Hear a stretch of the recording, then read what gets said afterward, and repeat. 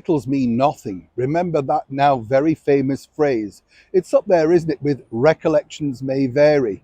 Meghan Markle uttered that phrase to a worldwide audience while sitting down with the chat show doyen Oprah Winfrey, where she basically reiterated the fact that she saw celebrities all the time while living in California. So titles like the Duchess of Sussex and indeed the Duke of Sussex simply mean nothing.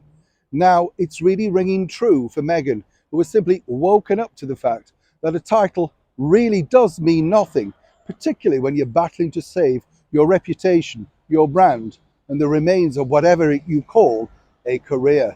As ever, let me explain.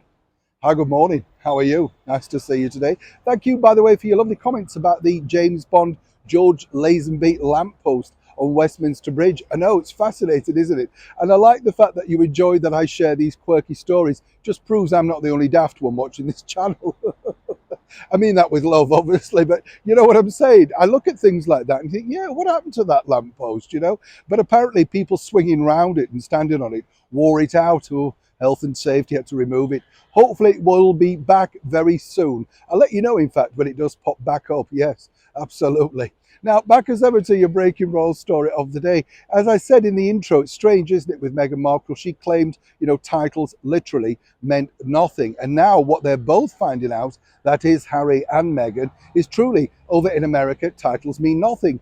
We saw earlier last week, didn't we, how Meghan and Harry demanded the photos from their once much loved photo agency, Backgrid, because basically he was a royal. And then they cruelly and very publicly snapped back, saying basically, shove it. We're not interested in what you are over there. Over here, these are the rules. And now they're having to play by these rules. A problem that you can understand that Harry and Meghan have is not only are they finding that this kickbacks from the much loved people that they're very happy to work with previously, but now Harry's realizing without the cachet of course, the British monarchy attached to his name, he simply can't get protection. That truly is fearing Meghan Markle. It's not necessarily about the fear of security. It's a fear about, being important. She loves being surrounded by security guards. After 5 years, she's got very much used to it. Before, of course, she didn't need security guards. She was on a cable TV show called Suits. Nobody had heard of her. She tried to go out with a pop star, Matt Cardle. She was interested in a British footballer,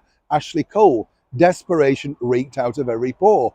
But now, of course, she's a different person. She is the Duchess of Sussex. Or is she?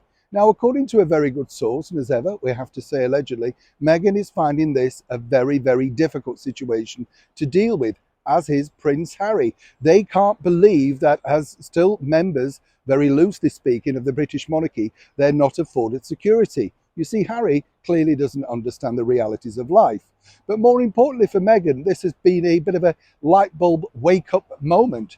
She truly now believes, well, without that cachet, without that title, where is she? Where is she going? And what's next?